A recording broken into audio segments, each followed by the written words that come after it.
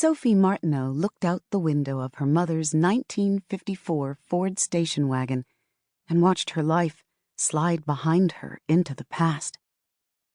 It was raining. It rained a lot in May in Louisiana, but Sophie couldn't help feeling this rain was personal. It was bad enough to be saying goodbye to her friends and her school and the house she'd grown up in, to spend the summer stuck out in the Bayou with Grandmama and Aunt Enid, knowing she'd be coming back to a different neighborhood and a different school in the fall. Doing it in the rain was just rubbing her nose in it. They drove past her best friend Diana Roget's house. In the wet, the big stucco house was grim and uninviting, just like Mrs. Roget, after Papa up and moved to New York. Once the divorce was final, she hadn't even allowed Diana to come over anymore, and Sophie wasn't invited to Galveston as she had been every summer since 3rd grade. It was like Mrs. Roget thought divorce was catching, like cooties. Although she denied it, Sophie suspected Diana thought so, too. They stopped at a red light, and Mama glanced over. "You're very quiet. Are you thinking about your big adventure?" "Yes, ma'am." The fib came automatically. Life was easier when Sophie told Mama what she wanted to hear. "What a sad little voice. You're not nervous, are you? You used to love Oak Cottage when you were small." "I'm afraid I don't remember very much." This was beyond a fib and right on into a lie. Sophie had hated visiting Oak Cottage even for a weekend.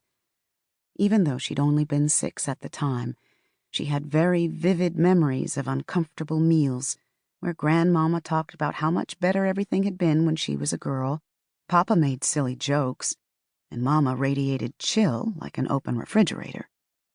There was no air conditioning at Oak Cottage, and too many bugs. The idea of spending a whole summer there was hardly bearable.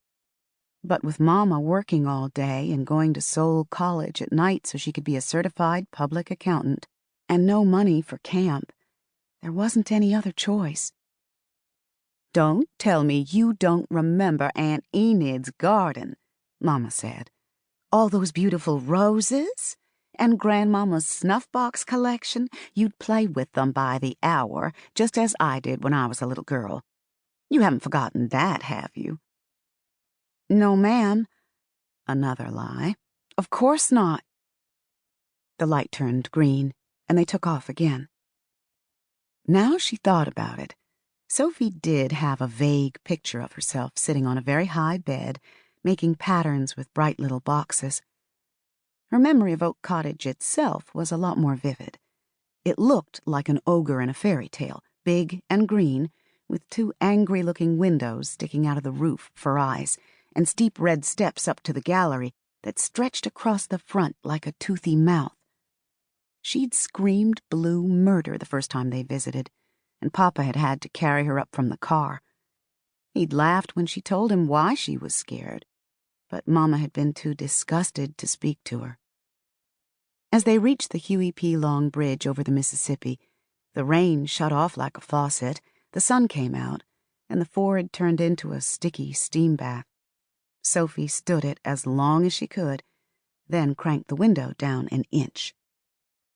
"What on earth are you doing?" Mama asked.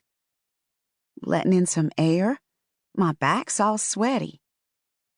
"Horses sweat," Mama reminded her. "Ladies gently glow.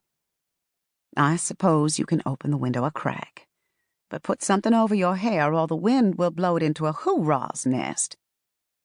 Sophie's reflection in the window told her that her hair had already frizzed up like cotton candy, but she knew that arguing with that particular tone of voice was useless, so she tied a silk scarf around her head before rolling the window down all the way.